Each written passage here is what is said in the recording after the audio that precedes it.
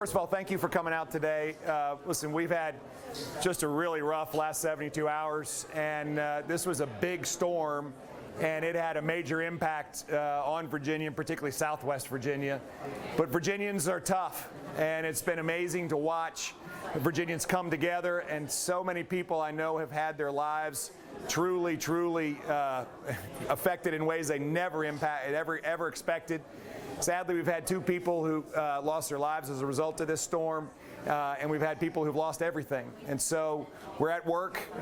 We do believe that we're through the life endangerment side of the storm, and we're working to make sure we've got roads cleared, electricity reestablished, water service reestablished, and communications reestablished. And of course, everybody needs food and water. So I'd ask everybody, if you need something, of course, you can always dial 911 and get help. For the recovery process, there's an established 211 number where people can figure out exactly what they need to do to start the process of assessing the damage. And on top of that, vaemergency.gov is up and running, and so we'd like everybody to go there as well. But again, we just are so proud of our first responders who did incredible work over the last few days, over 70 life-saving rescues, and most importantly, we're now in the stage where we're working together in order to recover. So I'm happy to take a few questions if there are any. Yeah, Mr. Governor, you mentioned in Pulaski the importance of being accurate, reporting any damages to make sure that the state is able to get the funding it needs from the federal level. If you can speak a little bit more. Yes, so this afternoon we expect to have the federal declaration of emergency declared, and on top of that, our VDEM team, the state emergency management team, along with FEMA, the federal emergency management team, is already actively working across all communities, and we'll start the assessment phase of damage.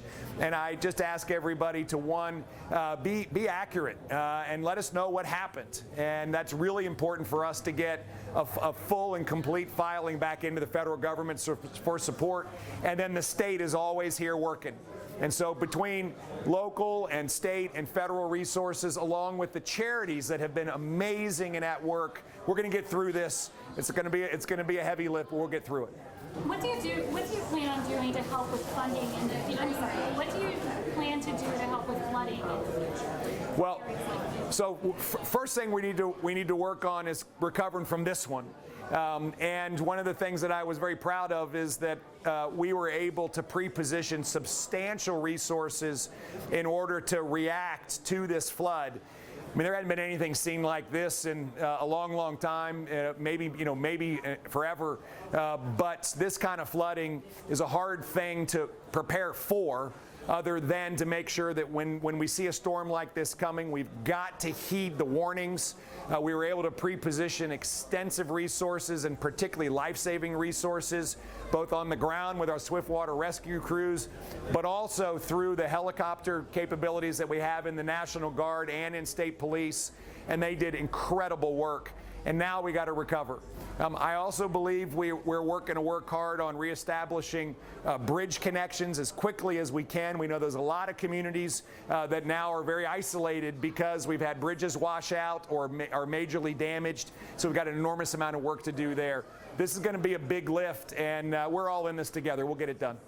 Update on the number of people rescued statewide during this, or fatalities statewide? Yes. So our current numbers are just over 70 swiftwater rescues and life-saving rescues across the state. We have 2 confirmed fatalities as a result of the storm, and our hearts are broken for those families. It's an incredible loss. We are very thankful that it wasn't worse. And I lift up to everybody's gratitude the first responders' efforts. There were some heroic rescues made. We had in Sheriff Schuler's world in Smith County, a 13-year-old young man rescued from the water and resuscitated. We had our Virginia National Guard team literally working with aquatic rescues while people were in the river. It was a real testament to the professionalism of these brave men and women.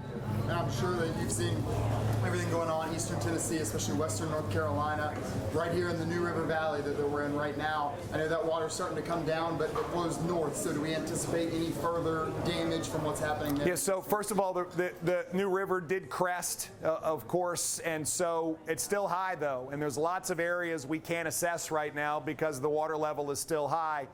And sadly, there's rain that is being called for. We've been praying for the rain to move on and go places that need it, because we don't need any more of it. And so we're asking people to stay attuned to their situation because the water could come back. But right now, we are also supporting all the efforts in the region. I can't tell you how proud I was of the state police rescue teams that, of course, moved into Tennessee and demonstrated their professionalism to get people out of a hospital that was truly being inundated. This is a moment where North Carolina, Tennessee, and Virginia all come together, but we are asking people stay alert and keep abreast of what's going on around you. We're seeing storm clouds still form, and so there's expected some rain overnight. Just stay safe.